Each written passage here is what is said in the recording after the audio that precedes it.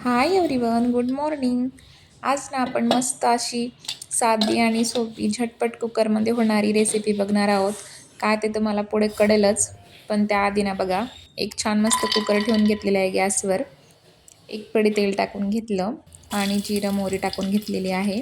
थोडेसे शेंगदाणे टाकून घेतलेले आहे आणि मिरची अशी उभी 2 तुकडे करून मिरची कट करून घेतलेली आहे. आलं लसूणची पेस्ट टाकून घेतलेली, कांदा, टोमॅटो आणि शिमला मिरची ही आपण कापून ठेवलेली होती आधीच, ती टाकून घेतलेली आहे आणि छान मस्त परतून घेऊया. आता आपण सुके मसाला टाकूया, हळद, मीठ आणि लाल तिखट नाही, सॉरी, मिरची टाकलेली आहे आपण, मला लाल तिखट नाही टाकलं. तर छान मस्त बघा, मूग डाळ मी इथं भिजत घातली होती, ते टाकून घेऊया स्वच्छ धुवून आणि छान मस्त परतून घेऊया. तर आता रेसिपी काय आहे ते तुम्हाला कळलीच असेल. तर आपण मस्त छान अशी कोरडी सुकी मऊ लुसलुशीत मस्त मुगाची डाळ बनवणार आहोत कुकरमध्ये. छान पटकन शिजले जाते कुकरमध्ये. थोडंसं कोथिंबीर टाकून घेतलेलं आहे आणि अगदी थोडंसं पाणी, डाळ भिजेल एवढं, आणि कुकरला 2 शिट्ट्या करून घेऊया झाकण लावून. छान मस्त सकाळच्या घाई गडबडीमध्ये असं कुकरमध्ये भाजी करायची पटकन. तर बघा, कुकरमध्ये झालेली आहे आपली मूग डाळ. छान अशी मऊ एकदम शिजली जाते, बघू शकतात तुम्ही. तर मस्त गरम गरम चपातीसोबत खूप छान लागते खरंच ही मुगाची डाळ.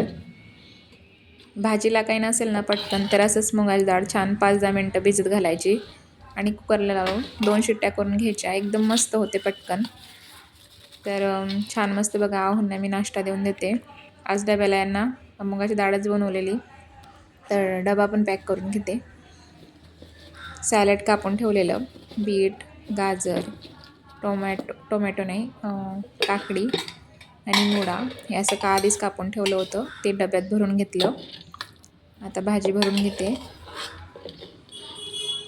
आणि रोज रोज मी काही वेगवेगळा नाश्ता करत नाही. जी भाजी चपाती केलेली असते ना डब्याला, तेच मी आहोंना देत असते. तर त्यांना दिलेला आहे नाश्ता.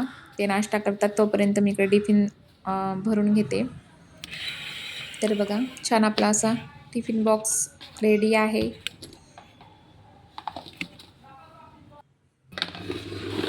आणि या छोटूसा डबा काहीतरी रोज असं चटपट मस्त खायला जेवण झाल्यानंतर काहीतरी रोज रोज वेगळं वेगळं देत असते.